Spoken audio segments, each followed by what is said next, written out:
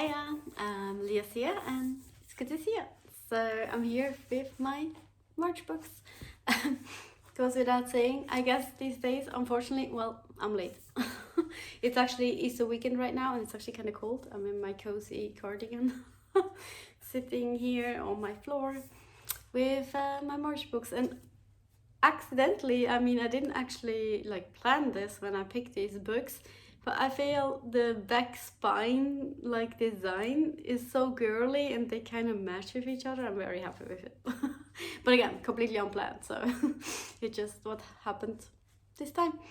But hey, without further ado, let's see what I read in March, starting with Breakfast at Tiffany's. Oh, my light is there, and so I shut up my own face. Oh well, amateur. Truman Capote, Breakfast at Tiffany's. So interesting enough, this one didn't work for me. I watched the movie with Audrey Hepburn way back. I don't even know how long ago now. And I didn't have a perfect memory of the movie again. And when I started reading this, I actually started to Google and look it up. And do I misremember the movie so wrong? But no, the adaptation isn't precisely faithful. There's a lot there and also a lot not, and also stuff invented in the movie. I guess it's not too uncommon, but it took me a little bit, well, what's going on kind of thing. But regardless, so this is about the story of Holly Golightly, or actually we have a male protagonist. I don't remember his name. Jack, maybe? Harry? Something like that. I don't know. He gets us a neighbor, downstairs, upstairs neighbor, Holly Golightly, this kind of chaotic, crazy, but very alluring, very beautiful, very outgoing woman. And basically through his POV, we get to know her, we see the stuff she does and who she hangs around with, and she pretty openly says, I just want to marry a rich guy.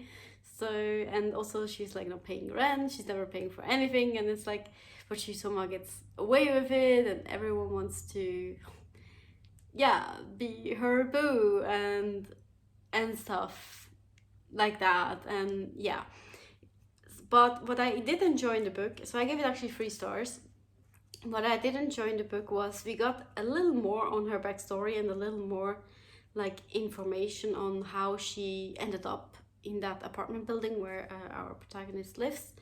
And that part I really enjoyed. That was completely new. That's not in a movie whatsoever, or at least I don't remember it. But also when I looked it up, I didn't read about that either. So that was pretty cool. I enjoyed that.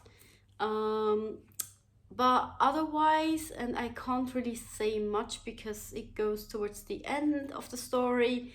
So let's just say, in my opinion, the movie ended it better. So there's 2 different endings, completely different, miles apart. So, which was one of the reasons why I really was I don't remember this. So, and I enjoyed what the movie did much, much, much more. And I'm not sure why, the book now, why he went that way. I'm it's really baffling me. I feel the movie has such a nice ending to me and I really enjoy it, and I'm baffled that was invented, or they changed the original ending. It's really just what. So that's was Breakfast. Oh, also interesting enough, Breakfast at Tiffany's in the book does not happen. It's Tiffany's itself is mentioned, but just as a jewelry store. That's it. No breakfast in the movie, and that's the first thing that happens. So that's not a spoiler. It's while the opening credits roll, they also show Audrey Hepburn, who plays Holly Golightly, having a croissant after a late night out, and it's already bright, and so she's on her way home. She has a croissant and she does window shopping at Tiffany's, and I just a tiny little bit, and I think she even does mention it in dialogue, saying she loves doing that. That's just cozy and nice and stuff like that. So I really like that. I enjoyed that. So and in the book nothing. So I don't even know why it's called Breakfast at Tiffany's, if I'm perfectly honest. So yeah. Anyway, that was book number 1. The second one that I read was Allow Me to Introduce Myself by Onyi Nwabineli. She's Nigerian. And this is also a story about a Nigerian family. We have Anuri. Again, I'm not sure if this is the proper pronunciation, probably not. I'm just reading the letters English-ish, European-ish way, so I apologize if that is wrong.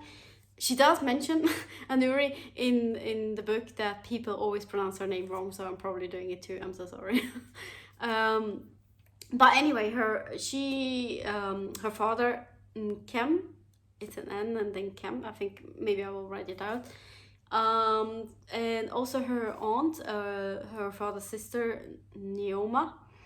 They are moving to England after Nkem's wife dies in childbirth.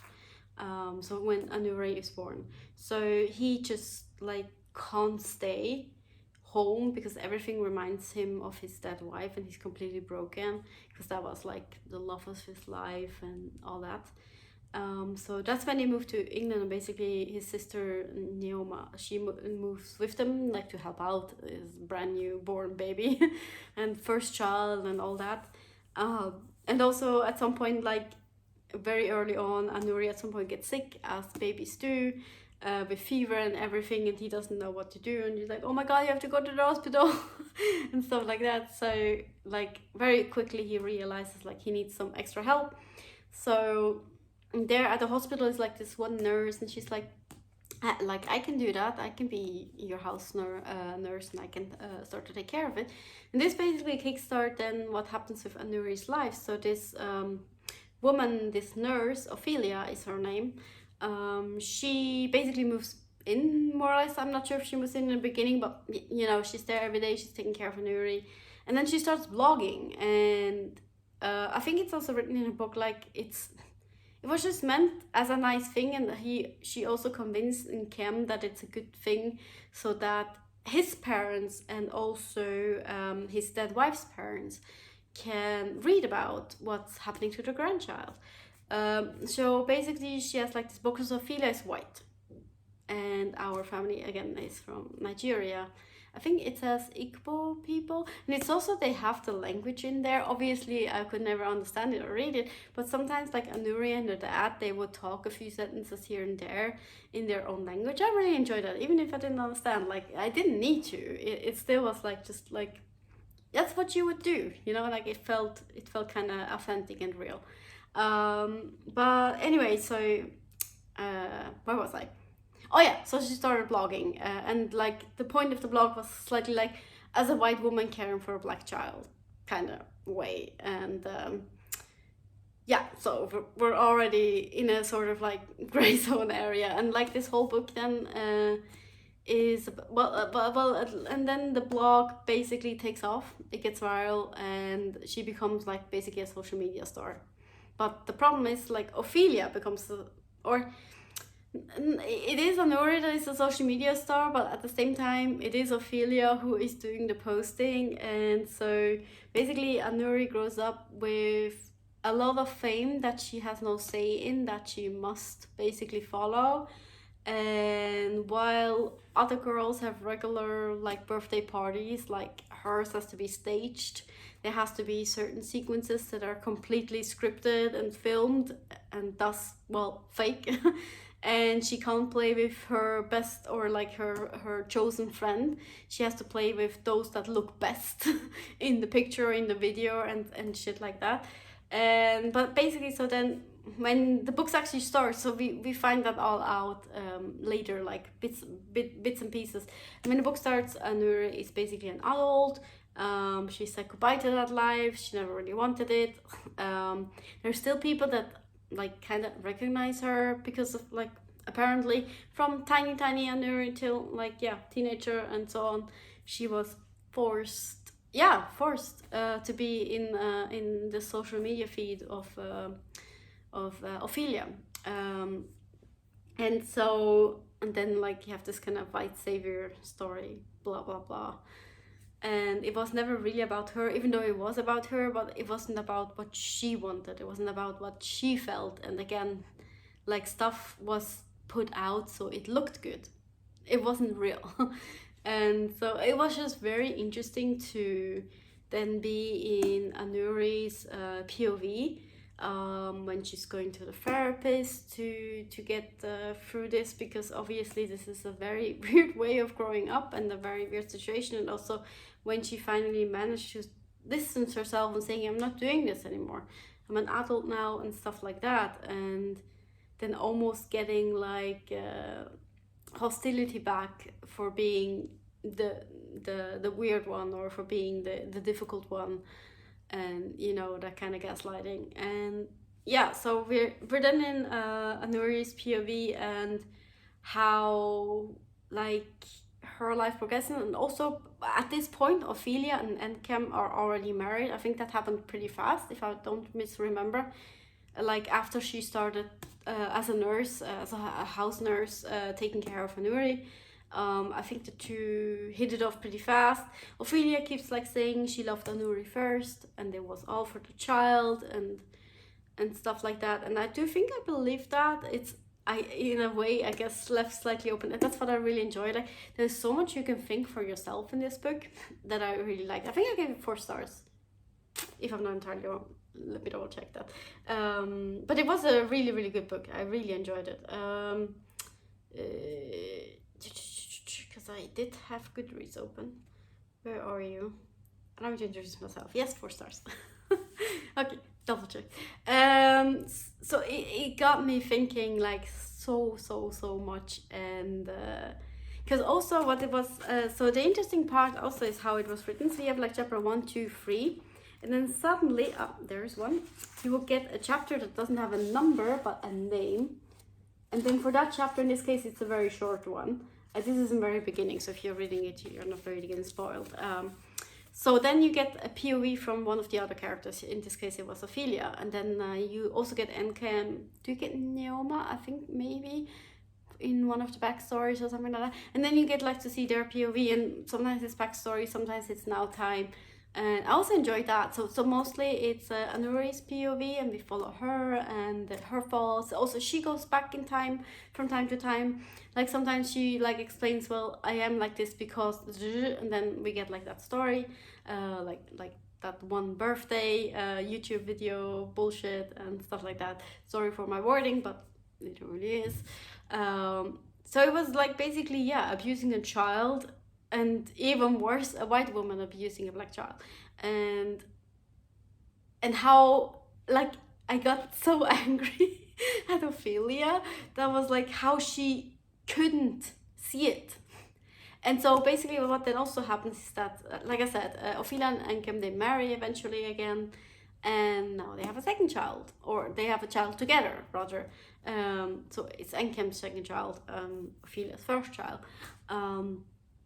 And Noel, I think, right? Yes, Noel.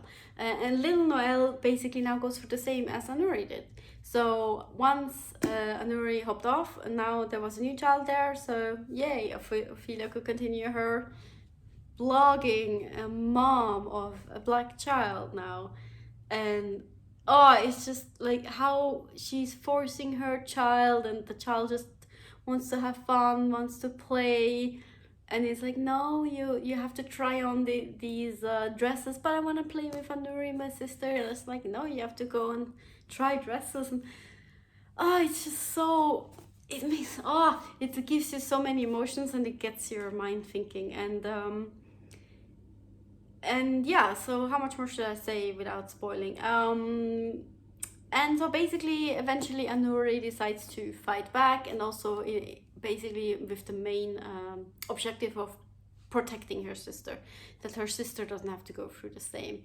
And that's what this book is about. And like I said, also backstory, but also this fight, or whatever you want to call it, where she like tries to, it's like, say how it is, and say it's not okay, like Noelle shouldn't go through the same that she had to go through, and things like that. And yeah, and lots of family dynamic. Again, very interesting dynamic already here with also the different races and all that jazz, how that plays together. And yeah, also she has two best friends, Simi and Loki, I think, which I really enjoyed.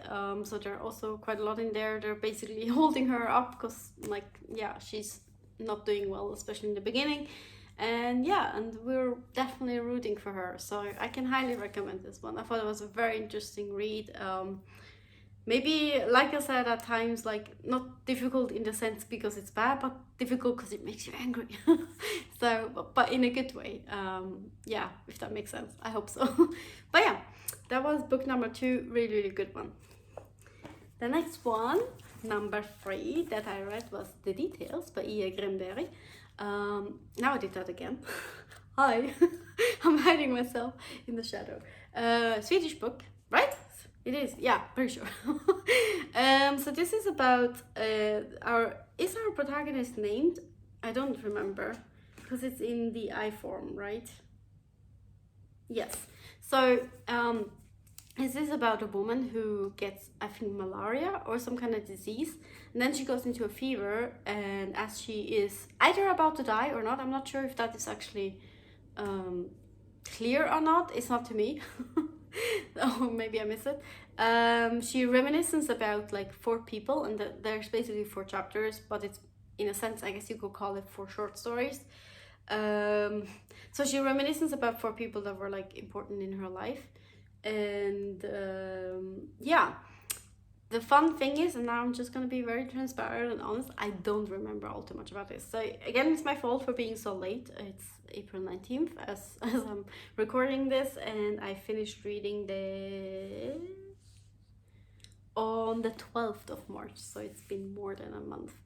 But me not really remembering much on any of those 4 short stories kind of says something. Yeah, I gave it 3 stars, but now that I'm like so at a loss at recalling on exactly what happened, I'm like, yeah, so maybe it wasn't even 3 stars, because 3 stars is not really bad. 3 stars is decent. And I remember I was like slightly bored. That's what I do remember as I'm reading this, and I just wanted to get through. I remember I had to fight through. It took me 10 days to read this, and it's tiny. Because yeah, it just didn't move on. It was like, but I also remember it was like basically someone telling you about themselves and never shutting up. You know, that kind of conversation that you might have.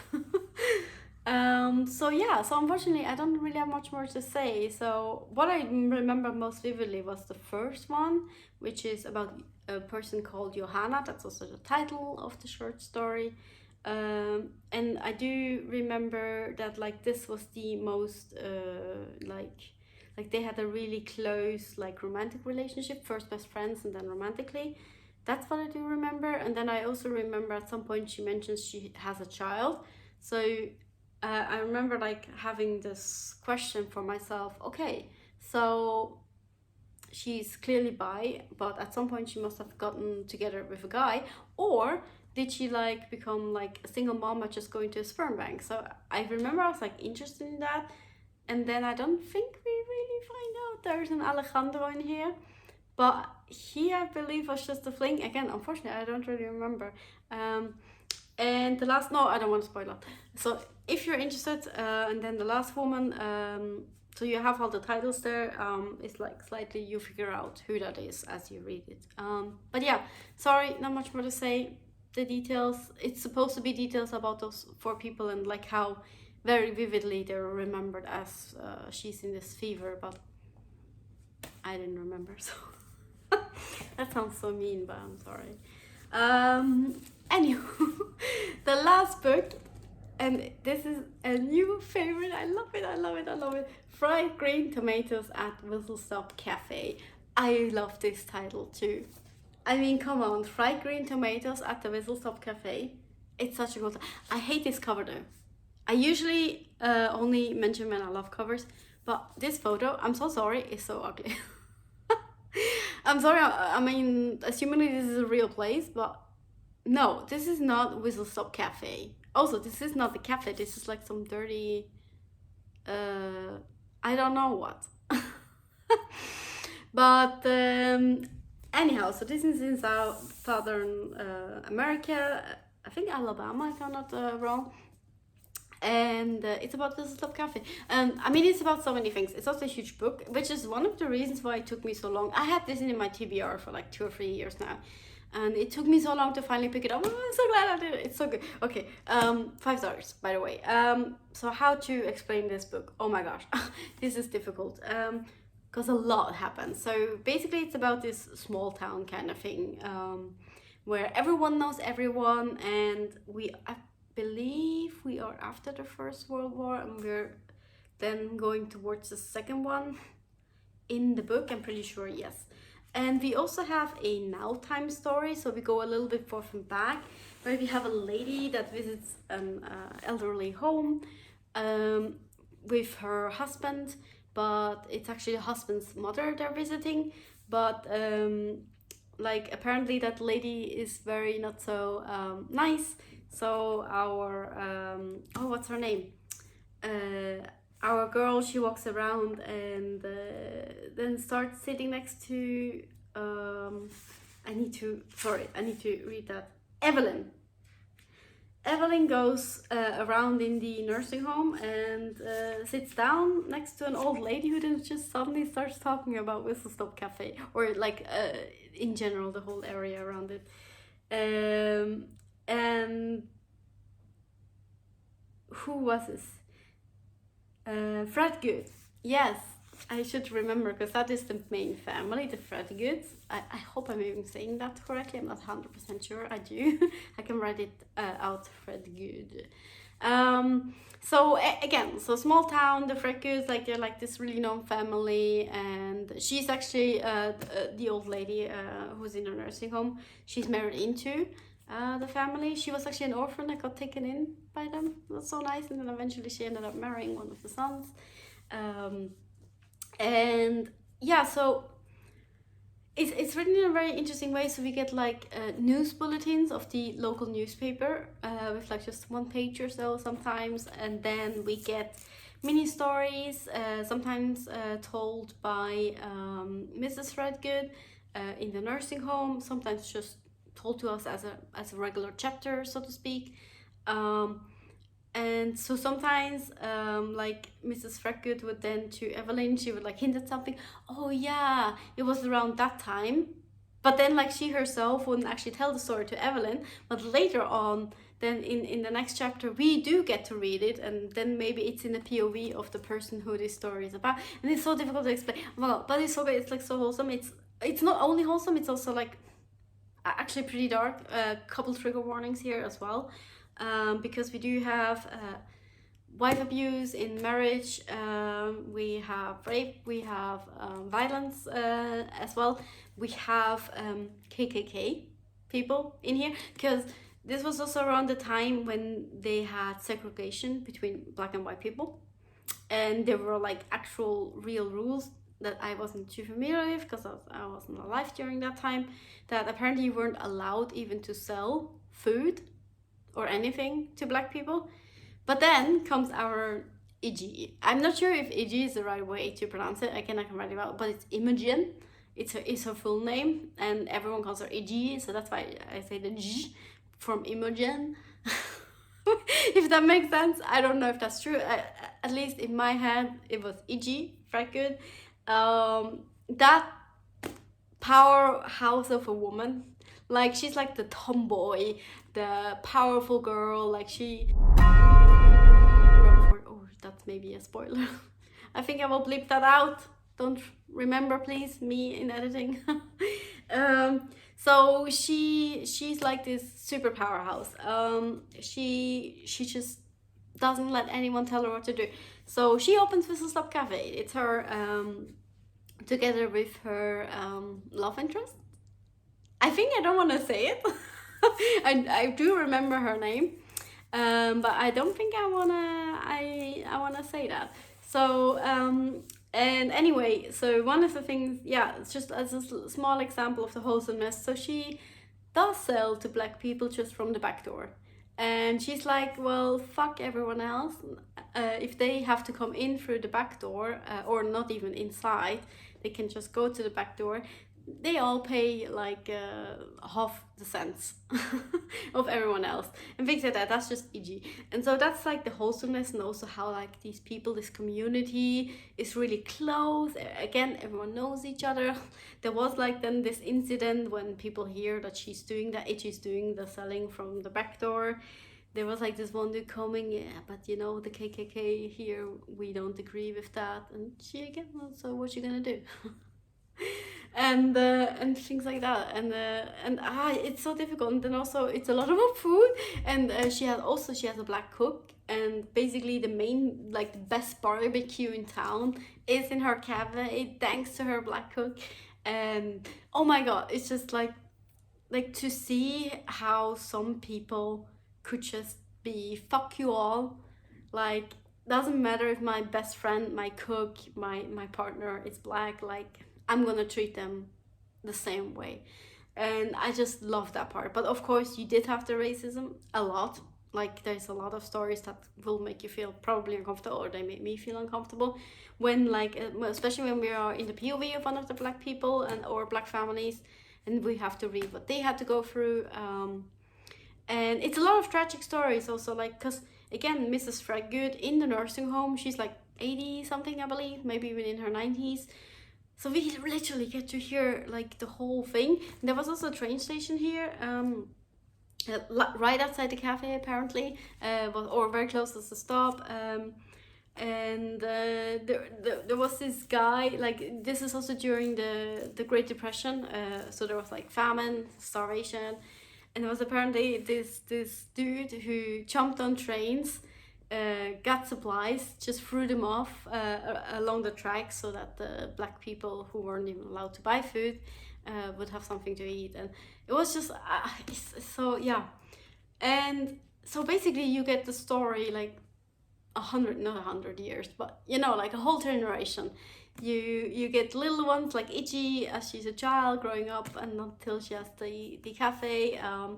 And what's also really cool, because we're also again constantly going back to the nursing home, we also get a lot to learn about Evelyn and her state of mind. And she's also in one of those, like, you just married someone because that's what you did, and you had kids, and there wasn't really much else to do.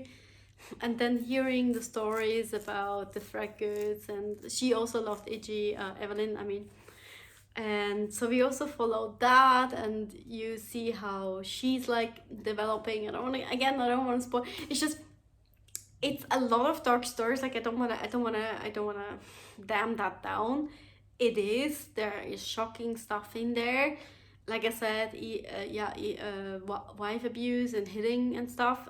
Really, hated reading those things, and lots of racism again. But we also then have the people that fight against racism. We have the people that help everyone, support everyone, and it's in the end, like the good wins in this book, and in the end it made me feel good. So yes, so that's fried green tomatoes at the Whistle Stop Cafe.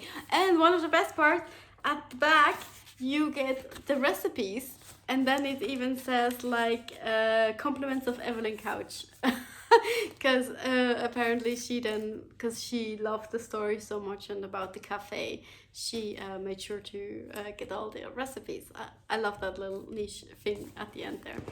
All right, anyhow, I think I've talked long enough. These were my 4 March books. Yeah, mostly Goodreads. Yeah, one dot.